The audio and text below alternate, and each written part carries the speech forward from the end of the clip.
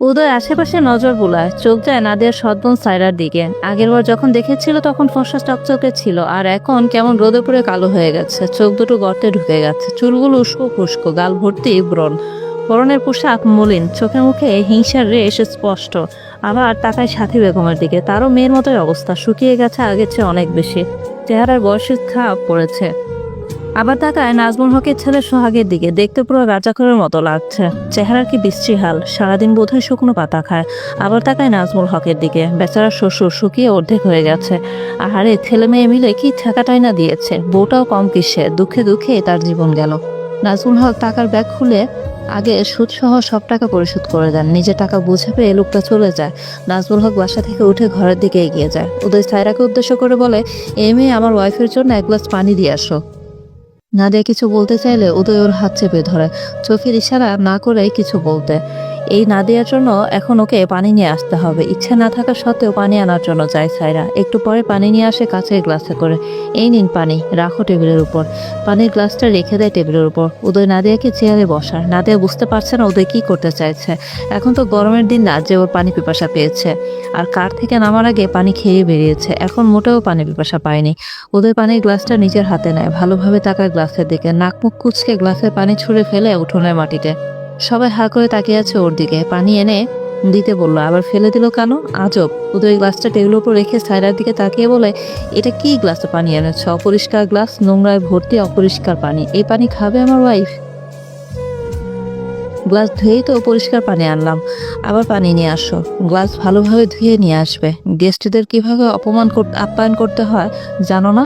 এক গ্লাস পানি চেয়েছি সেটাও ঠিকভাবে দিতে পারো না, ডিসগাস্টিং। গ্লাসটা নিয়ে আবার কলপারের দিকে এগিয়ে যায় সায়রা। 101টা বকা দেয় উদয়কে, সাথে ওর গুষ্টির পিন্ডি চটকে দেয় বিড়বিড় করে।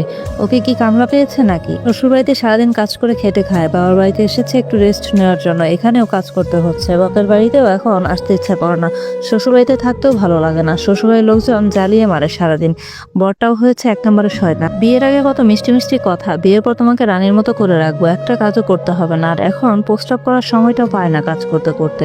নাদের বিয়ের প্রায় 6 মাস পর নাজমুল হক সায়রার বিয়ে ঠিক করেছিল একটা ভালো ফ্যামিলিতে। ছেলে প্রাইমারি স্কুলের শিক্ষক, দেখতে শুনতে অনেক ভালো। কিন্তু সায়রার দীর্ঘ 3 বছরের রিলেশন ছিল পাশের গ্রামের আবিদের সাথে। বিয়ে ঠিক করার পরের দিনই আবিরের সাথে বাড়ি থেকে পালিয়ে যায়। গ্রামের মানুষের সামনে নাজমুল হকের নাক কাটা যায়।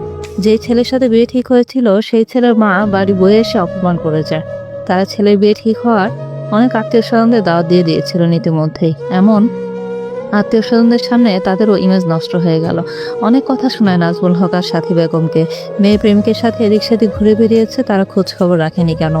আর মেয়ের সাথে কথা না বলে বিয়ে কেন ঠিক করলো? সাথী বেগম দু একটা কথা বললেও নাজমুল হক নীরব ছিলেন, মেয়েকে আর খোঁজার চেষ্টা করেননি। 1 মাস পর সায়রা বাড়ি ফিরে আসে আবিদের হাত ধরে। আগে শ্বশুরবাড়িতে গিয়েছিল, কিন্তু আবিদের মা বাড়ি তোলেনি ওদের, ঘাট ধরে বের করে দিয়েছে সায়রাকে। এই মেয়েকে সে কিছুটাই ছেলে বউ হিসেবে মানে না। এই মেয়ের ব্যবহার কেমন তা তিনি খুব ভালো করেই জানেন। আবিদ খায়রাকে ছাড়বে না, ওরা অলরেডি বিয়ে করে নিয়েছিল। মেয়ের মুখের দিকে তাকিয়ে সাথী বেগম নাজমুল হককে অনেক কিছু ভুজং ভাজং বুঝিয়ে মন নরম করেন। নাজমুল হক মেয়ের জন্য মাথা নিচু করে আবিদের বাবা মায়ের কাছে যান। অনেক কাঠখড় পড়ানোর পর তারা রাজি হন, কিন্তু তাদের দাবি ছিল বিশাল। ছেলেকে বাইক কিনে দিতে হবে, মেয়েকে স্বর্ণের চেন আর কানের দুল দিতে হবে, পুনরায় বিয়ে হবে, আর বিয়েতে 150 বরযাত্রী হবে। সব মেনে নেন নাজমুল হক, মেনে না নিয়েও উপায় নেই। আবিদের সাথে ডিভোর্স হয়ে গেলে পরবর্তীতে বিয়ে দিতে নানান সমস্যায় পড়তে হবে। এই মেয়েকে কেউ আর বিয়ে করতে চাইবে না। নাদিয়াকে বিয়ে দেওয়ার বিনিময়ে যে টাকা পেয়েছিল সেই টাকা আগে ছেলেকে 4 লক্ষ টাকা দিয়ে বাইক কিনে দিয়েছিল। বাকি টাকা থেকে আবিদের জন্য বাইক কিনে দেয়, আরও টাকা ভরে মেয়ের জন্য স্বর্ণের চেন আর কানের দুল বানায়। নিজেদের পালে একটা গরু জবাই করেন, আর একটা বিক্রি করে বিয়ের বাকি খরচ বহন করেন। মেয়েকে বিয়ে দেওয়ার পর হাত পুরো খালি হয়ে যায়। এই মেয়ের জন্য নাজমুল হক কি করেননি, অথচ এই মেয়ের জন্য তিনি আজও সমাজে মাথা উঁচু করে চলতে পারেন না। মেয়ের সাথে আগের মতো কথা বলেন না প্রয়োজন ছাড়া, খুব প্রয়োজন হলে তবেই বলেন।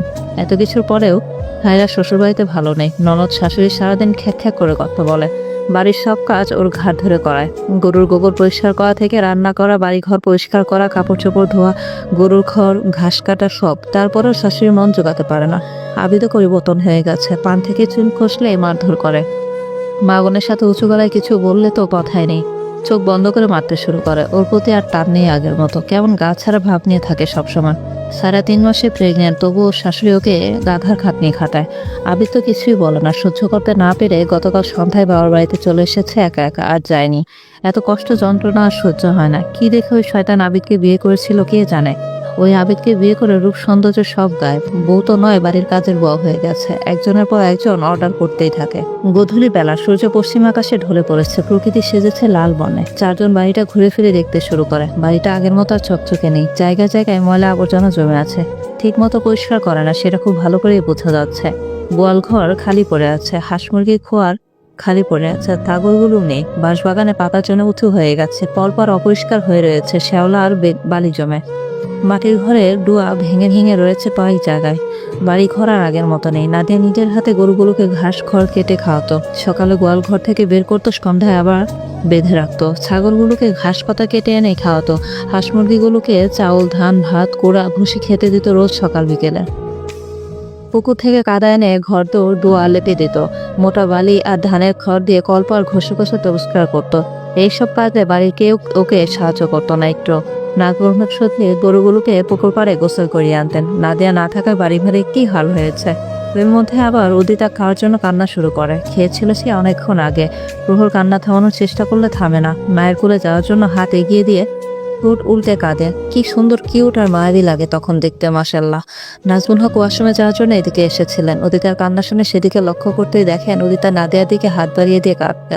বাচ্চাটাকে দেখতে তুলব নাদিয়ার ছোটবেলার মতোই লাগছে, তবে কিছুটা পার্থক্য আছে। এখানে নাদিয়ার মেয়ে রাজকন্যা, বাবা মা আর পরিবারের সকলের প্রিয় আর আদরের, কিন্তু তার মেয়েটা ছোটবেলা থেকে অযত্নে অবহেলায় বেড়ে উঠেছিল। গায়ের রং অধিকার মতো ফর্সা থাকলেও চকচকে ছিল না। গায়ের রং ছিল মলিন আর ফ্যাকাশে, শরীর ছিল জীর্ণ শীর্ণ, চেহারায় থাকতো মলিনতা। নিজের বড় মেয়েকে ঠিক কতটা অবহেলা করেছে তা তিনি এখন হাড়ে হাড়ে টের পান। তার বড় মেয়েটাকে ছোটবেলায় যত্ন করলে বোধহয় উদিতার মতোই দেখা যেত। মা মেয়ের ছোটবেলার চেহারা হুবহু মিল। তার বড় মেয়েটা অযত্নে অবহেলায় বেড়ে ওঠা শুভ্র রঙা অপরিচিতা। নাজুল হক ওয়াশরুমের দিকে চলে যায়। নাদিয়া মেয়েকে কোলে নিয়ে ঘরের সামনে এসে দাঁড়ায়। উঠোনে তো মেয়েকে খাওয়ানো যাবে না, উঠোন অনেক মানুষ রয়েছে এখনো, কারে বলতেও আরামে খাওয়াতে পারবে না। এখন কি করা যায়? উদিতার কান্না বাড়ছে আস্তে আস্তে। উদয় আশেপাশে নজর বোলায়, সাথী বেগমকে দেখতেই ডেকে ওঠে, এই যে মিসেস নাজমুল হক, এদিকে আসেন একটু। এমন ডাক শুনে সবাই আবার ওদের দিকে তাকায়। সাথী বেগম এগিয়ে আসেন।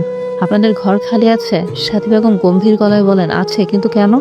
আমার মেয়ের খিদে পেয়েছে, ও খাবে। কোন ঘর খালি আছে? সাথী বেগম হাত ইশারা করে দেখিয়ে দেন। ভেতর পরিষ্কার আছে তো, নাকি ময়লা আবর্জনা স্তূপ জমে আছে? অপমান বোধ করেন সাথী বেগম, তবুও বলেন পরিষ্কার আছে। উদয় কথা না বাড়িয়ে নাদিয়ার হাত ধরে ঘরের ভেতরের দিকে এগিয়ে যায়। আবার পেছন দিকে তাকিয়ে বলে, সাথে সাথে আসতে পারেন, সমস্যা নেই।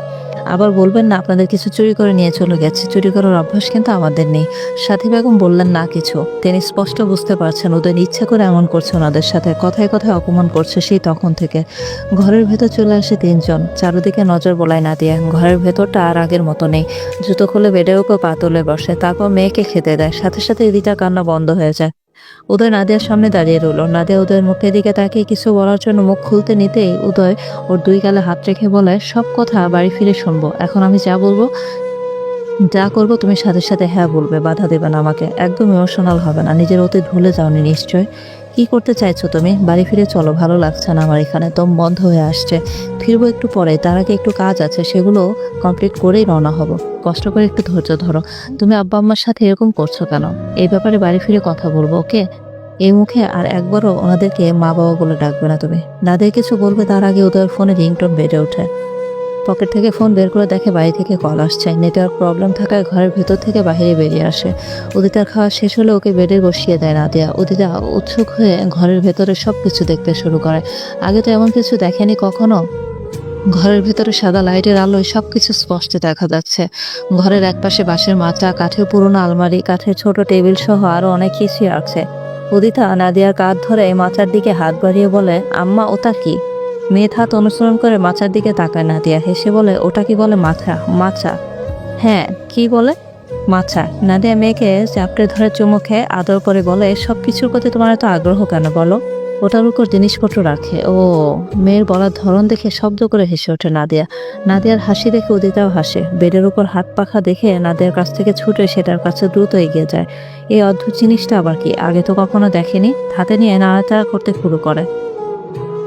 পুরোনো স্মৃতি স্মরণ হতেই নাদিয়ার চোখ দিয়ে পানি গড়িয়ে পড়ে। মনে পড়ে পুরোনো অতীত। অন্যদের শৈশবের অতীত হয় সোনালি, আর ওর শৈশবের অতীত ধূসর রঙে। টুক করে গড়িয়ে পড়ে এক ফোঁটা পানি। শাড়ির আঁচল দিয়ে দ্রুত মুছে নেয় পানির ফোঁটা। পুনরায় শাড়ির আঁচল দিয়ে মাথা ঢেকে নেয়।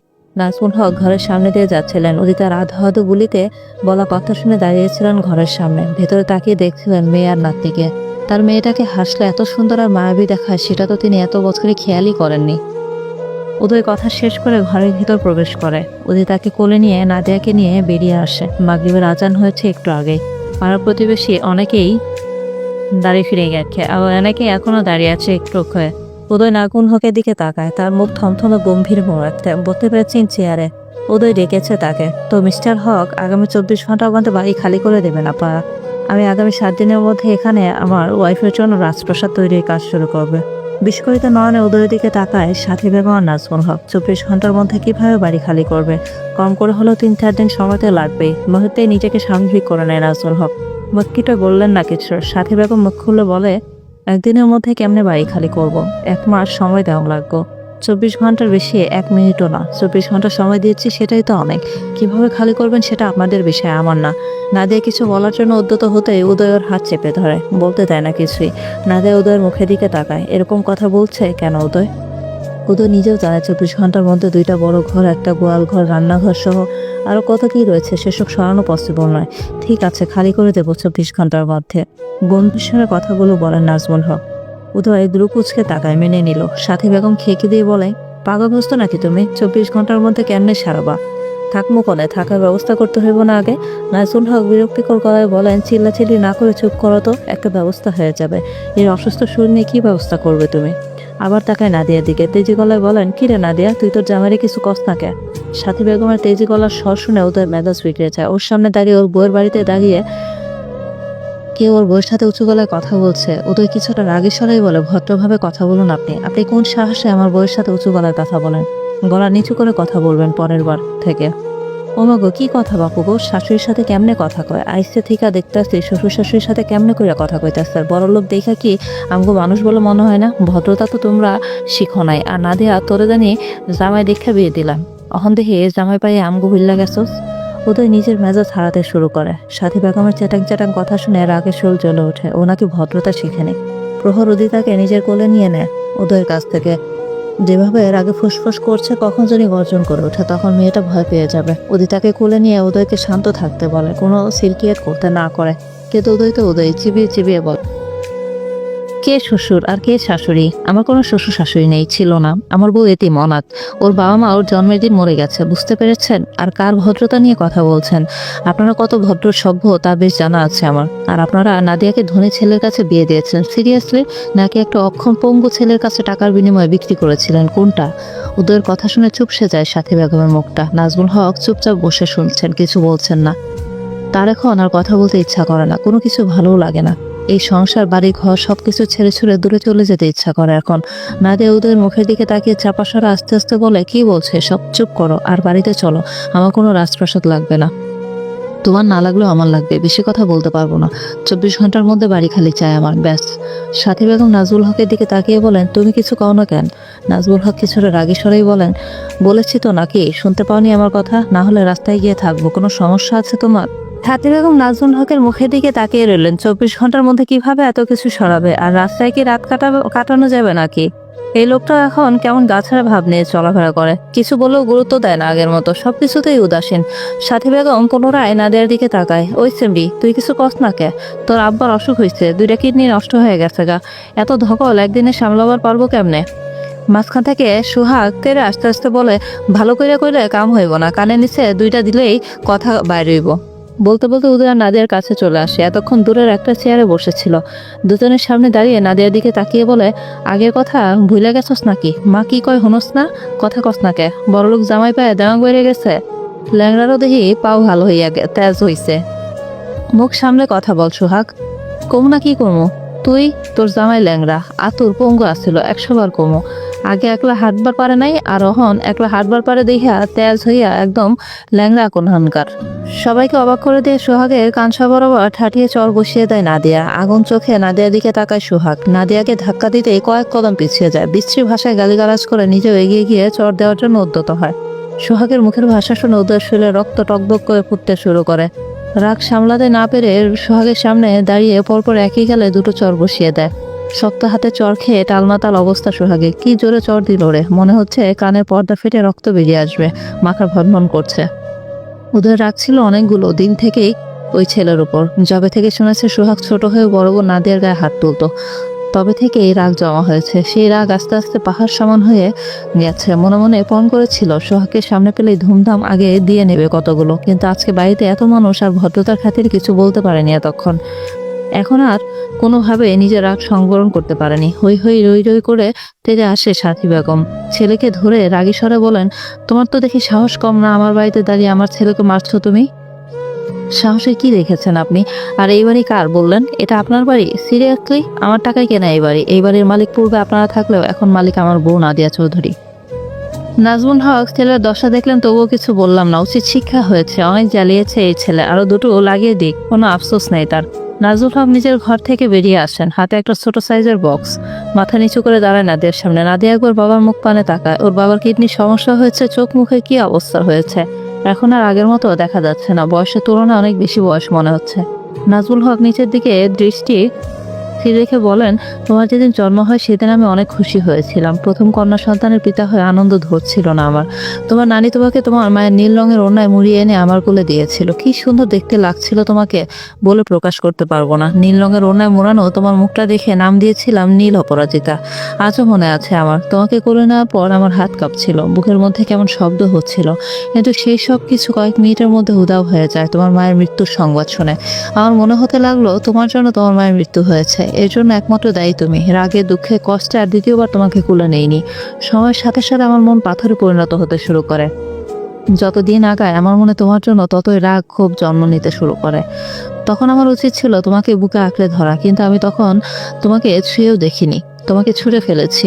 আমি পাপী, আমি পিতা হওয়ার অযোগ্য। পারলে আমাকে মাফ করে দিও। কেমন আছো গো পাখিরা?